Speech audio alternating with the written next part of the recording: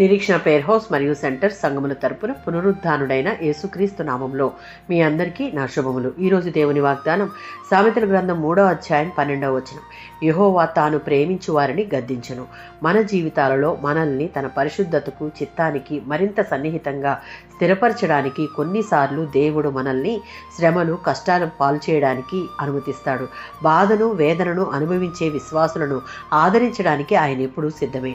సామెతల గ్రంథం 13వ అధ్యాయం 24వ వచనం. క్రమశిక్షణ, దిద్దుబాటు, సవరణ లేకపోతే పిల్లలు ఎదిగే కొద్దీ మూర్ఖులుగాను, స్వార్థపరులుగాను, సానుభూతి లేనివారుగాను తయారవుతారు. దేవుడు మనుషుల పట్ల వ్యవహరించే తీరును గ్రహించలేని వారు అవుతారు. క్రమశిక్షణలో పెట్టకపోవడం తమ సొంత పిల్లలను ద్వేషించి వారిని చేజేతులా పాడు చేయడంతో సమానం. నిజమైన ప్రేమ ఎప్పుడూ క్రమశిక్షణలో పెడుతుంది. యోబు గ్రంథం 5వ అధ్యాయం 17-18 వచనాలలో యోబు పడుతున్నటువంటి బాధలు అతను చేసినటువంటి పాపాలకు శిక్షగా రాలేదు.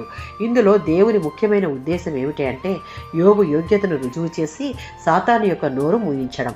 దేవుడు శిక్షించి సరిదిద్దే మనిషి ధన్యజీవి. కనుక దేవుని యొక్క క్రమశిక్షణను నిర్లక్ష్యం చేయరాదు. యోబు దేవుడు అనుమతించిన ప్రతి పరిస్థితిని స్వీకరించి దానిలో నడవగలిగే శక్తిని, సహనాన్ని దేవుని నుండి పొందుకొని ఆ శోధనలలో స్థిరమైన విశ్వాసం కలవాడిగా నిలబడ్డాడు. కనుకనే చివరకు కోల్పోయిన దానికి రెట్టింపు ఆశీర్వాదాలు పొందుకున్నాడు.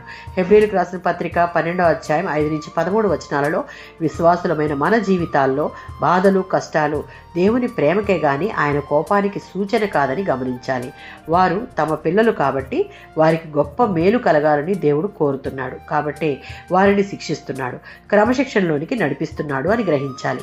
ఆ పరిస్థితులు బాధ, వేదనతో నిండినవి అయినా సరే దేవుడు మన పట్ల ప్రత్యేక శ్రద్ధ చూపుతున్నాడని, తండ్రిలాగా మనలను ప్రేమిస్తున్నాడని దాని అర్థం. దానిని సహించే వారిలో, లోబడే వారిలో ఈ గద్దింపు ఒక ఉన్నతమైన స్థితికి తీసుకువెళ్తుంది. ఆమేన్.